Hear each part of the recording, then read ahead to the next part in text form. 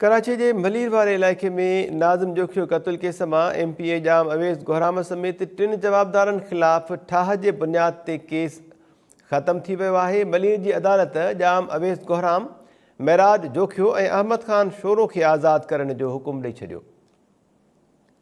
2 जवाबदार दोदो खान और सूमार जोखियो क़त्ल केस में आज़ाद थी विया आहिनि। संदन ख़िलाफ़ अगवा करण जो केस हलंदो रहंदो। नाज़िम जोखियो क़त्ल केस में MPA जाम अवेस गोहराम समेत 3 जवाबदारन ख़िलाफ़ ठाह के बुनियाद ते केस ख़त्म किया वियो। मलीर की अदालत जाम अवेस गोहराम, मेराज जोखियो और अहमद खान शोरो के आज़ाद करने जो हुक्म ॾेई छॾियो। तफ़सील मालूम कयो था टाइम न्यूज़ कराची मलीर के रिपोर्टर नाज़ चर खां। नाज़, छा अपडेट्स आहिनि अवां वटि?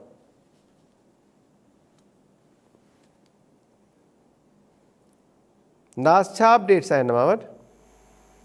जी मता मां तव्हांखे ॿुधायां त नाज़िम जोखियो क़त्ल केस वारो जेको वाक़ियो आहे उन में मक़तूल नाज़िम जोखियो जे वारिसनि पारां जेका सुलहनामे जी दरख़्वास्त मलीर जी अदालत में जमा कराई वई हुई, उन ते अॼु फर्स्ट एडिशनल जज जेको मलीर जी अदालत पारां फ़ैसिलो ॿुधायो वियो आहे। उन तहत जाम अवेस समेत 12 मुलज़िम जेके आहिनि उनखे क़त्ल केस मां जेको आहे आज़ाद करण जो हुकुम ॾिनो आहे।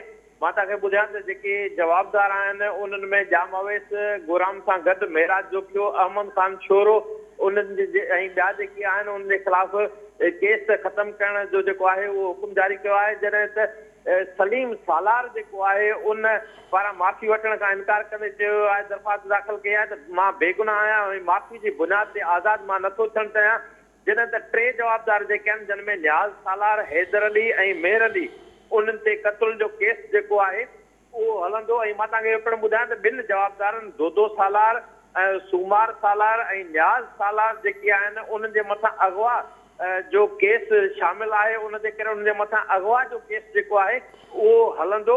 ऐं मां तव्हांखे ॿुधायां त हीउ वाक़ियो जेको आहे 3 नवंबर 2021 ते जेको आहे उहो पेश आयो मेमणकोट थाणे जी हद में, जंहिंमें नाज़िम जोखियो जेको आहे उहो तशद्दुद बद क़त्ल थियो हुयो, जंहिंजो केस जेको आहे वारिसनि पारां MNA जाम अवेस गोहराम, जाम अब्दुल करीम ऐं MPA जाम अवेस गोहराम समेत 15 मुलज़िमनि जे ख़िलाफ़ जेको आहे उहो दाख़िल करायो वियो हुयो।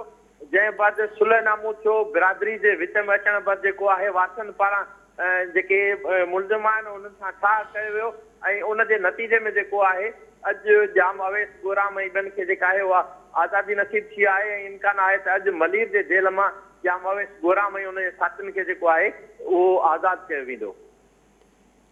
नाज़ चर, महिरबानी अवां जी तफ़सील ॿुधाइण जे लाइ।